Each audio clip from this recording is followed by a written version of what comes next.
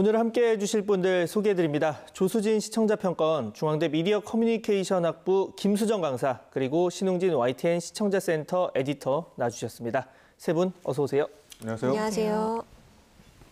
자, 이번 주 평가원님께서 발제해 주신 주제부터 들어보겠습니다. 오늘은 YTN 어떤 보도 살펴주셨을까요? 네, 최근에 코로나 바이러스 감염증 그 확산세가 좀처럼 꺾이지 않고 있습니다. 네. 근데 그 원인 중에 하나가 이제 델타 변이 바이러스로 주요 원인으로 꼽히고 있잖아요. 그래서 YTN이 시청자에게 과연 이 변이 바이러스와 관련해서 제대로 된 정보를 제공하고 있는지, 또 코로나 초기 때처럼 너무나 공포나 이런 것들을 좀 조장하고 있지는 않은지 이런 것들을 좀 살펴보겠습니다. 네. 자, 이번 주 리뷰할 시간이 델타 변이 바이러스 확산 속도가 국외뿐만 아니라 국내에서도 빨라진 가운데 이 관련 소식을 전한 YTN 보도들 살펴보도록 하겠습니다. 지금 국내에서도 말씀드린 것처럼 이 델타형 확진 비율이 높아졌지만 전 세계적으로도 확산 속도가 아주 무섭습니다. 그런 만큼 이 외신 소식을 전한 YTN 보도들도 많았는데요. 먼저 평가원님께서 살펴주신 관련 보도 분석부터 들어볼까요? 네, 분석하기에 앞서서 이 5월 말부터 한 6월 초 이때부터 그 델타 변이 바이러스에 대한 보도가 좀 우리 언론에서 구체화됐다라고 보이는데요. 이때 이제 처음에는 우리가 인도 변이, 인도바19, 코로나19 이런 식으로 말을 했었죠. 그러다가 델타로 국제 기준에 따라서 이제 명칭이 바뀌게 되는데, 이렇게 이제 질병 이름 앞에 지역명이 붙는 거, 이거는 우리가 코로나 초기 때도 좀 문제화 했었잖아요. 그 지역에 대해서 혐오나 차별, 편견 이런 것들을 가져올 수 있기 때문에 조심해야 되는 사안인데, 이런 것들 언론이 이제 이번에는 잘 따라서 한 것 같고요. 전체적으로 내용을 살펴보면은요, YTN은 6월 15일 무렵부터 국제 뉴스를 통해서 꾸준하게 이 소식을 전하는 것을 볼 수가 있습니다. 이게 이제 타 방송이 조금 단발적으로 보도한 것과는 좀 차별되는 지점이라고 생각이 되고요. 두 가지로 좀 나눠볼 수가 있는데, 하나는 국제 뉴스에서 이제 이 델타 변이 바이러스와 관련해서 전 세계 지역별로 소개를 했다는 점입니다. 보통 이런 사안이 있을 때는 아프리카나 이런 상황들은 잘 전해지지가 않는 경우도 주요국 위주로 네, 그렇죠. 그런데 6월 30일 방송된 아프리카 13개국 델타 변이 확산 남아공 사망자 6만 명 넘겨라는 이 보도에서는 아프리카 지역도 비교적 자세하게 다뤄졌다라는 점 좋았고요. 같은 날입니다. 국제뉴스인데요. 일본 외국 선수단 감염자 한 명만 나와도 전원 격리 이런 보도를 비롯해서 굉장히 많은 보도들을 YTN에서 해줬습니다. 그래서 일본 도쿄올림픽 관련 소식을 전하면서 그 델타 바이러스가 확산되면 어떻게 되나, 또 여러 가지 선수들에 대한 보호 차원에서 우려도 되는 점들이 있잖아요. 이런 것들을 비교적 다양하게 잘 전달했다라고 보여집니다. YTN은 국제뉴스로 각국의 소식을 상세히 보도했다고 말씀해 주셨는데요. 지난 7월 2일 러시아 코로나19 신규 사망자 사상 최대 하루 679명 숨져라는 보도에서는요, 러시아에서 코로나19 확산세가 심각 수준인 까닭을 두고 11%대에 불과한 낮은 백신 접종률도 원인이겠지만, 또 델타 변이 바이러스 확산이 원인으로 꼽힌다라고 보도했고요.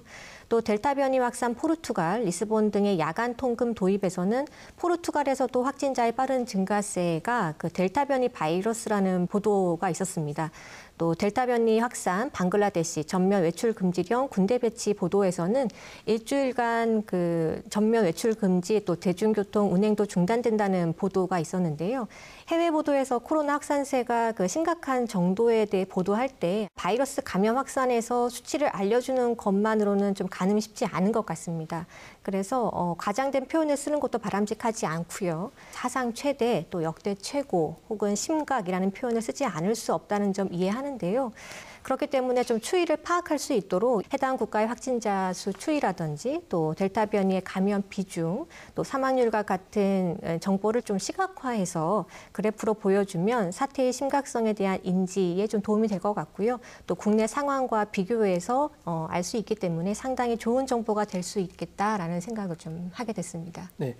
제가 들어오기 전에 원고 보면서 참 맞는 말씀이라는 생각을 했는데, 사실 저희도 역대 최고, 최다 이런 표현을 안 쓸 수는 없어요. 제목 같은 데 이제 쓸 수밖에 없는데, 그럴수록 내용을 더 충실하게, 예를 들어서 1000명에서 1001명이 됐는데 최다다, 이런 거랑 이제 정말 유의미하게 는 거랑은 좀 다른 부분이 있을 수 있고, 마찬가지로 어떨 땐 저희가 700명대다 해서 봤는데 799명 이러면 좀 그 내용만 가지고 보기에는 오해의 소지가 있겠죠. 그래서 일주일 평균 추세처럼 좀 세부 지표, 그래프 등을 통해서 더 보여주는 게 필요하다라는 생각을 했었는데 말씀에 공감을 하고요. 자, 에디터님께서는 이런 지적에 대해서 좀 어떻게 평가하시겠습니까? 이 국제 뉴스가 중요한 이유가요. 예. 이게 앞서 다른 나라에서 유행하면 머지않아 우리나라에 또 닥칠 그런 일이란 말이죠. 또 이 미리 대비하기 위해서는 특히 해외 동향을 안 살펴볼 수가 없습니다. 우려했던 대로 결국 한국에도 이제 상황이 악화됐고요. 예. 그런 면에서도 좀 들여다봐야 되는 게 이제 국제 뉴스인데요.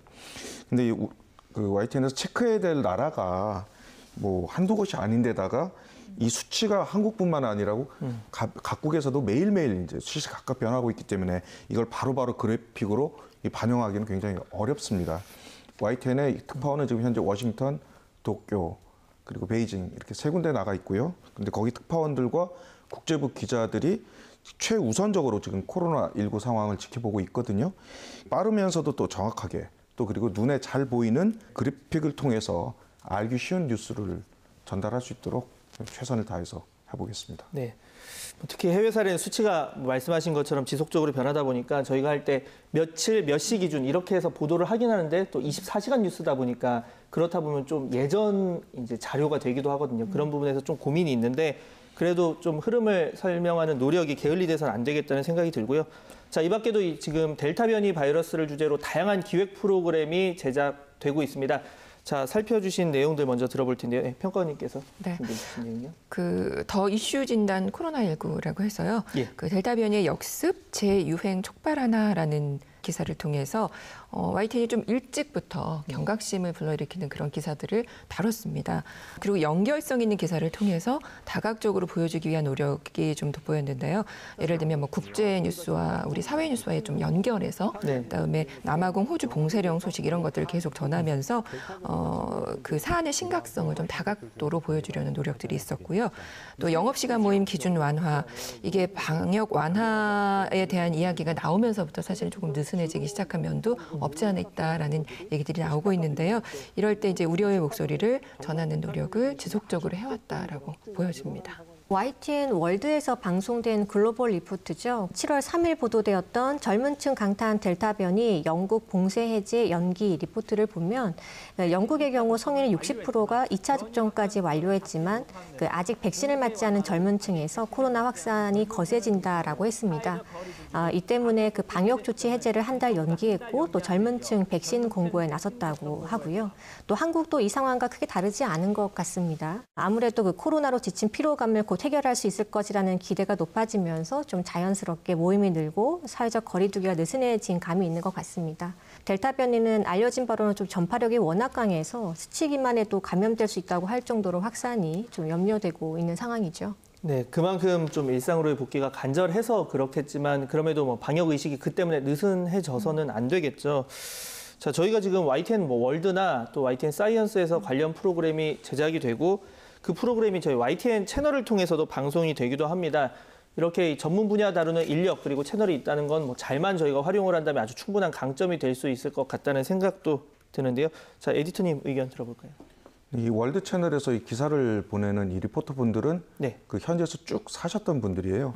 그러니까 어찌 보면 보통 임기 3년인 특파원들보다 또 오히려 더 전문성이 있다라고도 볼 수 있거든요. 예. 평소에 송고하는 기사는 사실 소프트한 그런 내용들이었습니다. 그런데 최근 전 지구적으로 코로나19 상황이 악화되다 보니까 이 하드 이슈 그리고 그 아주 중요한 헤드라인용들을 많이 다루게 돼가지고 저희 본 채널에서도 많이 지금 나가고 있는 거거든요. 네. 그리고 또 YTN 사이언스에서 일하는 기자들은 또 과학 전문 기자들입니다. 모두 다 전문성이 있는 사람들이죠. 그런데 요즘에 뭐 이른바 콜라보라고 그렇게들 얘기를 하죠. 그 코로나19 관련 아이템들을 서로 그 채널 간에 서로 많이 주고받고 있는데 이 엄밀하게 말하면 사실 다른 조직이긴 합니다만 뭐 외부에서 보기에는 다 같은 YTN 타이틀을 쓰고 있기 때문에 그게 구분하기 쉽지 않을 겁니다. 아마 코로나19로 사실 최근 이 조직 간의 칸막이가 좀 낮아진 셈인데 시청자들에게 뭐 효율적으로 전달만 할 수 있다면 앞으로도 더 긴밀하게 협조하도록 하겠습니다. 네. 자, 뭐 이렇게까지 지금 많은 양의 다양한 리포트가 나오는 데는 아무래도 이 델타 변이 바이러스에 대한 위험성이 뭐 그만큼 크다 이런 의미일 텐데요. YTN 국제 뉴스뿐 아니라 국내 상황도 뭐 꼼꼼히 전하고 있습니다. 자, 평가원님께서 살펴주신 내용 들어볼까요? 네. 닷새 연속 600명대 오늘 지역별 거리두기 최종안 발표라는 리포트에서는 그 김윤 서울대 의대 교수가 나와서 함께 진행된 대담입니다. 여기서는 이제 감염자 수를 알려주기도 하고 하루에 있었던 특이 상황 이슈를 전문가 출연자와 함께 분석해보는 시간을 갖는데 이런 대담 형식이 이번에 코로나19 상황에서 YTN에서 굉장히 꾸준히 찾아볼 수 있었던 인터뷰였고요. 특별히 이제 좀 신뢰할 수 있을 만한 그런 의학 전문 분야에 계신 분들이 단회성 출연이 아니라 지속적으로 출연하면서 꾸준히 하면서 이렇게 인터뷰를 해주시는 것을 봤거든요. 그래서 이런 점들 델타 바이러스 변이가 이제 이 우세종이 될 거라는 관측을 이미 이른 시기에 해주셨었고요. 그러면서 이제 궁금증, 뭐 검사 방식, 발생 추이, 뭐 백신 효과 이런 것들을 아주 자세히 다뤄주셨습니다. 그래서 아까 말씀드렸던 그 정보성. 이라는 언론의 역할 잘했다라고 볼 수가 있겠고요. 이처럼 이제 YTN의 경우 계속해서 꾸준하게 이렇게 다뤘고요. 여기 출연하신 전문가들의 얘기를 들어보면 사실은 그 방역 완화 지침이 거론되기 시작했을 때 심리적으로 느슨해지고 이럴 때 굉장히 좀 분노까지는 그렇지만 그런 반발도 전문가들 사이에서는 있었단 말이에요. 우려 많이 하셨었죠. 그래서 그런 인터뷰가 계속 나가기는 했었습니다.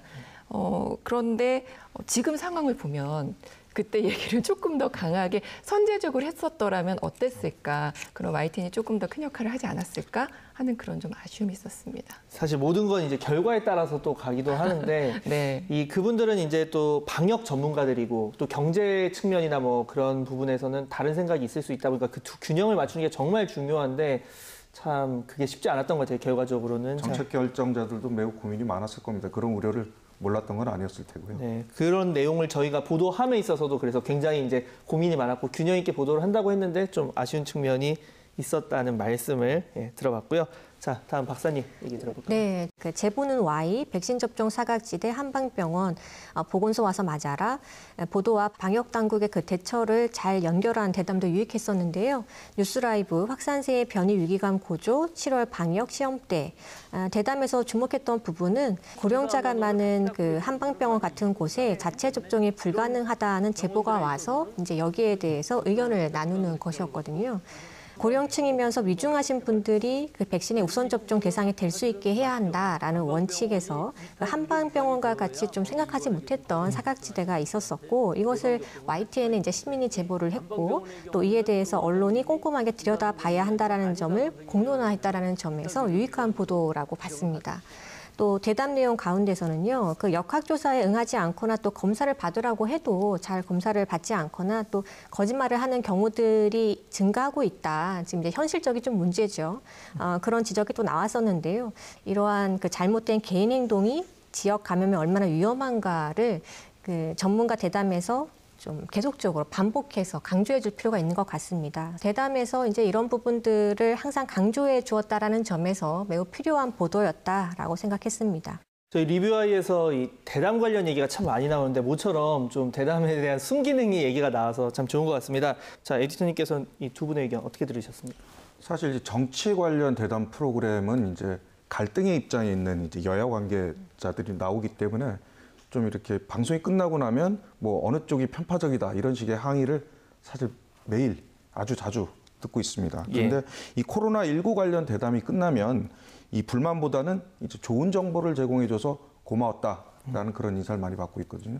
그래서 다행히 또 오늘도 모두 다 긍정적으로 관련 보도를 평가해 주셔가지고 최근에 뭐 그 더 많은 분들께서 YTN 보고 계시는 것들이 뭐 여러 가지 지표로 확인이 되고 있고요. 이 현재 YTN 취재진들도 뭐 매우 열심히 하고 있습니다. 지금 이 델타 변이 때문에 이제 긴장의 끈을 더 저희가 조여야 할 그런 시점이긴 한데 신속한 보도 물론 중요하죠. 근데 YTN도 여러 번 그 초기에 비판을 받긴 했습니다만 이 성급하게 뉴스를 내보내지 않도록 계속 주의하고 있습니다. 이제 어렵지만 빠르면서도 이 정확한 이 정보를 전달할 수 있도록 하겠습니다. 네. 자, 오늘 나눈 대화 내용 정리하면서 마무리하겠습니다. 자, 마지막으로 이것만은 꼭 명심할 수 있도록 요약해 주신다면요. 먼저 평가원님. 네. 변이 바이러스 보도, 코로나19 초기 보도의 실수를 반복하지 말자라고 말씀드리고 싶은데요. 우리 언론이 초기, 그 코로나 초기에 생각해 보면 공포, 불안감, 내지는 또 검증이 안 된 내용들 그리고 보도 용어를 통해서 혐오를 부추기 등 뭐 여러 가지 문제들 지적됐었지요. 이런 문제들이 또다시 반복되지 않기를 바랍니다. 네, 실수를 반복하지 말자라는 한 줄 평 들어봤고요. 다음으로 박사님 한 줄 평 들어볼까요? 네, 불확실한 신종 감염병 보도일수록 과학적 근거를 바탕으로 보도해야 합니다. 이럴 때일수록 추측, 과장 보도는 상당히 위험합니다. 의학적으로 밝혀진 것과 또 그렇지 않은 것을 구분해서 차분하게 전달하는 것이 혼란 상황을 줄이고 또 예방 대책을 세우는 데 효과적입니다. 자, 그래서 두 분 말씀 이제 요약을 하면 뭐 과장, 공포 조성 안 되겠고 그렇다고 축소도 안 되겠죠. 이 문제 해결을 위해서 어디까지나 과학적 근거에 바탕을 두고 보도를 해달라는 말씀까지 들어봤습니다. 자, 오늘 이 세 분의 분석과 해설 말씀 잘 유념해서 YTN 보도와 프로그램 개선에 앞장서겠습니다. 세 분 오늘 말씀 감사합니다. 감사합니다.